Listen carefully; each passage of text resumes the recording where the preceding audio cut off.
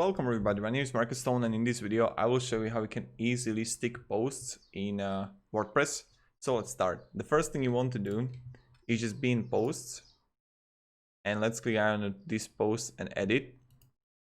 And when you will be here, you're gonna be like, let's change this to, I don't know,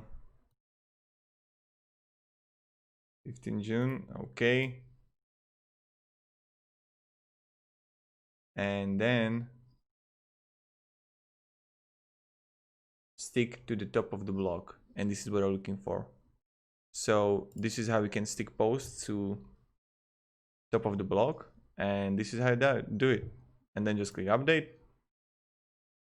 and voila. So thank you very much. If you have any questions, ask me down below in the comments. I'll be really happy to help you and provide you some feedback, guidance and stuff like that.